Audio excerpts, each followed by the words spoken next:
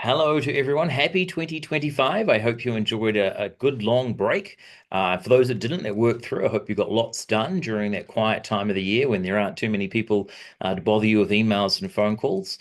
It was a wonderful period for myself and my family. I don't think I left sort of the 10K square radius of my house for 3 weeks, and it was a much needed sort of decompression and relaxation period. So really, really glad to have gotten that time. I'm actually away at the end of this week with my family in the Gold Coast, and it will be a really good time. Phones off, not taking my phone with me to spend with my children, with my wife.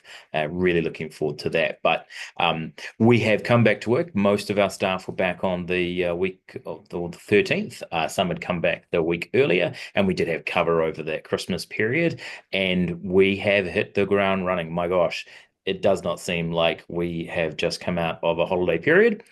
We had a strong number of leads come through, and we haven't done advertising in December and January. In fact, I'm going to talk about our marketing initiatives for 2025 in a moment when I go through, I'll start with the dashboard and look at what the numbers have been over that Christmas trading period, and then I'll talk about some of the work that we're doing this year.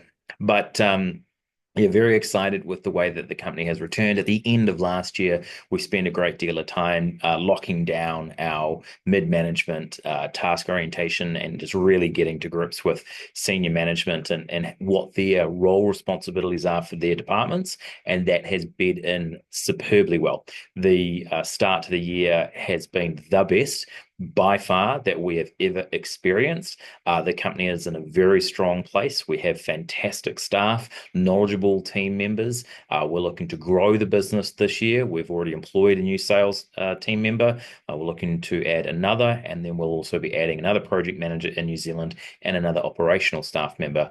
Probably look to have a sales director come on board in the latter stages of this year to take that role responsibility off of me. But once that's done, really the company is absolutely fully established and doing what we need it to do. So really, really glad that a lot of the things that we implemented last year have come to fruition. What that means for you is that our training is better, our implementation is better, our leading edge technology that we're delivering to you is better. And so very, very glad to see that. And I'll touch on Clarity, a Microsoft heat mapping product in a moment.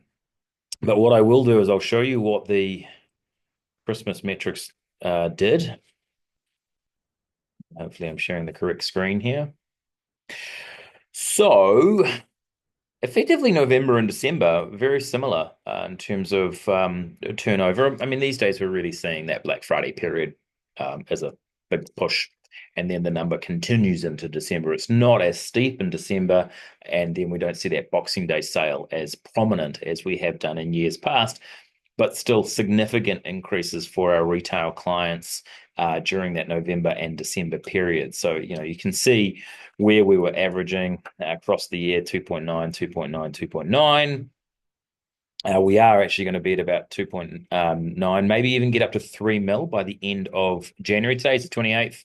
I'm recording this a wee bit early because I'm going to go away. But in terms of turnover for January, we're seeing that number lift. You'll see last January it was 1.4, but I don't believe that we had the setting implemented correctly at that point in time. So I really do take it from February on. So now that we've got that full year of revenue data, it will be very interesting to see what kind of growth we get out of that. If I have a look at the overview, I'll do two things. One, I will go to the 1st of December and go to the 31st of December and just compare it to that November period. So slightly down in November, amazingly enough. Which I guess if you're looking at it from the point of view of the 24th, so the 25th until the 31st, obviously people have gone on holiday and we're going to get a lower number there, but still 4.1, really strong number. If we look at the last 30 days, we're obviously seeing seasonality come in and we're seeing a drop off of 24%. Still strong numbers, I might say. I think that's a really good number. When we look at 2.9 being what we saw in the mid part of the year, we're $300,000 up on that, which is great because it is obviously a quieter time of the year. People are out holidaying, they're doing what all those cool people do out in the world. So yes, expecting to see that red ink. It'll be interesting to see what the rebound looks like as we move into February.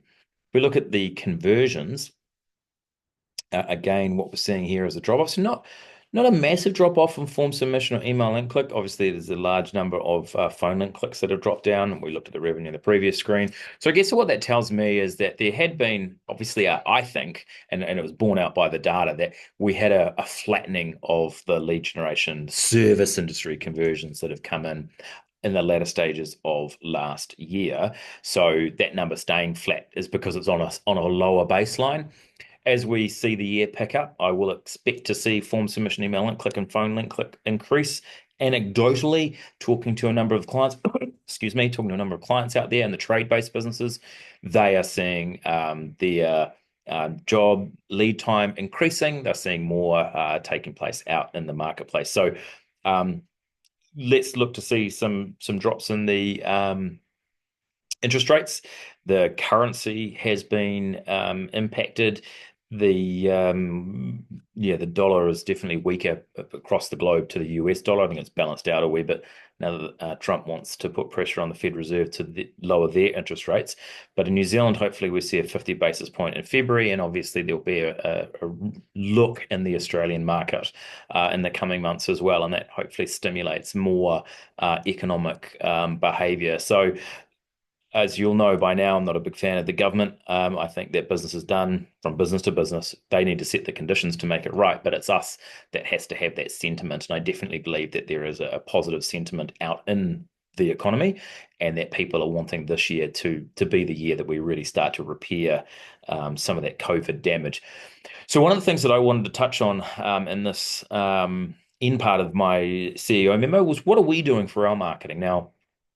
I'll just stop my sharing and talk to you directly for a moment. So we have done radio advertising for coming up on 6 years now. We've got a pretty good share of voice out in the market. We do broadcast ZB in the Auckland market, and then we do iHeartRadio across the New Zealand market. And this has led to a really good brand recall, brand recognition of our company. What we have done historically is turn those 30-second videos into animated videos. We did stop that for last year, and I think that we suffered because of it, because we moved toward that webinar approach. And though they were well received and it was great content that we were putting to market, what we did find was that, just make sure so that's recording. So what we did find was that it didn't generate as much from an advertising point of view as we might have liked. And so we've really gone back to basics this year in terms of what are we doing with our advertising, what we're doing with our marketing. Yes, we want brand, but we actually want inquiry. We know that a lead into our business will convert at around 70%, whereas an outbound lead will generate a conversion at around 10%. So obviously an inbound warm lead is significantly better than an outbound cold lead. So what we are doing is investing more in our advertising this year. In fact, we have upweighted our monthly marketing spend by 50%, so a significant increase. And we've cut out a lot of the noise. So we're not doing the webinars this year. We still will produce content. So we're constantly producing content each month. Starting from February on, we'll be producing at least 6 pieces of content. And by all means, if you want information, if you want us to investigate something, please let us know and we'll add to that. We are putting together more modules, which will be shared with you as they go. I know the team are working on about 6 or 7 of those at the moment. Again, that's probably more focused on retail. Raja, our technical director, did a great job around Black Friday. He's done a report there, and I know he's going to drill more into that. So we are producing a lot of that content, but that's part of our always on activity. The webinars was kind of where we were putting a lot of money. It cost us a lot. It cost us about $6,000 for the platform. It's a lot of money for a platform to have a webinar when I could just do it via Zoom like I am with you right now. But then obviously we did the prizes as well. So we gave out $5,000, $6,000 worth of prize money. So 12 grand on something that really didn't work. Whereas now we're investing that money into our videography. So okay, and I'll just go back to the screen and share that with you. And just go, whoops. This is our latest video. I'm not going to play it for you. You can go to our YouTube channel and take a look at it. But this again is giving us fresh content. So we'll get a new 30-second video each month. And what I try to do with that is I try to remove, obviously, you see a Christmas tree on this particular image.